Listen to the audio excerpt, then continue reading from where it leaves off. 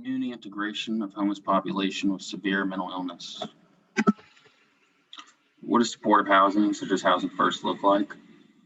It's permanent supportive housing with an unlimited time of stay that provides supportive and flexible services to a number of different individuals.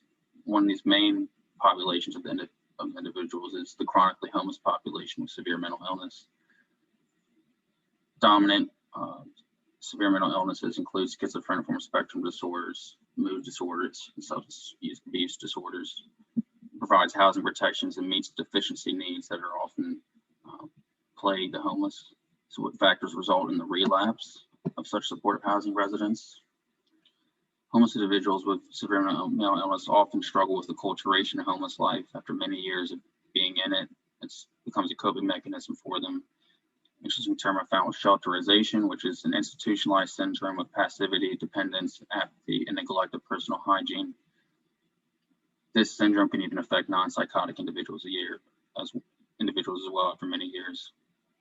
Homeless continue to feel marginalized, lonely, and isolated even after transitioning into housing. And during this time frame, they have a tough time strengthening their interpersonal relationships. There's also a limited understanding of how providers can best foster hope during this time frame.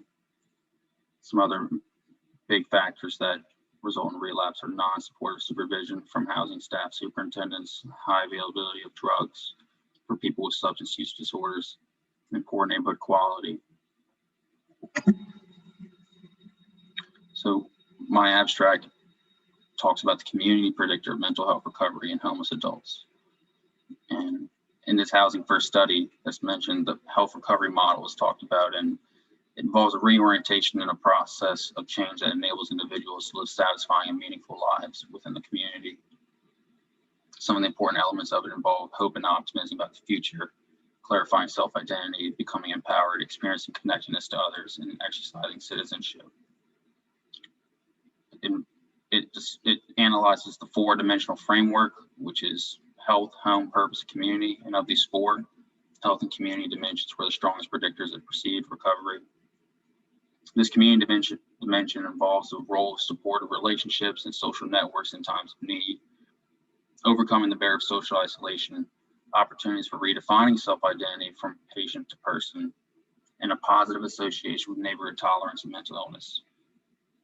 And this last factor enables individuals to live the lives they want with fewer experiences of stigma and discrimination. Interventions aimed at strengthening social networks, community involvement, and case management services facilitate mental health recovery for homeless individuals living with severe mental illness.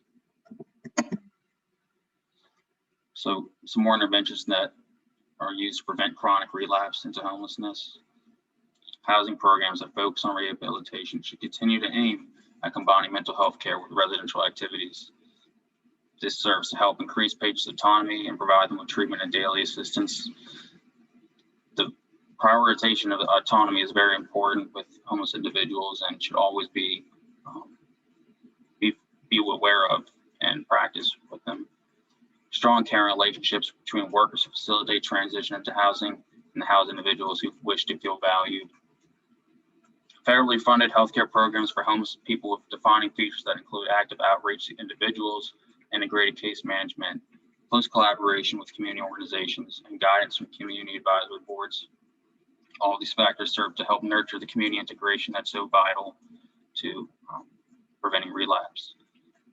The aid of CTI, clinical time intervention, and ACT, assertive community treatment teams who engage with homeless individuals to contact local resources during time of transition from inpatient services to the community. It cannot be stressed enough how important it is to engage with homeless individuals and to stress the importance of finding resources within their communities and give them the best shot at not giving, going back into the chronic cycle of homelessness.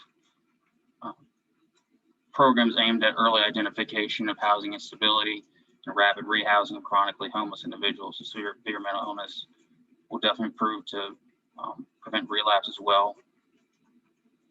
So the goal of all this, in sum, is the thoughtful funding of community-based, client-centered, and long-term oriented clinical services can increase a homeless person's autonomy over his or her treatment and reconstitute a much-needed sense of belonging.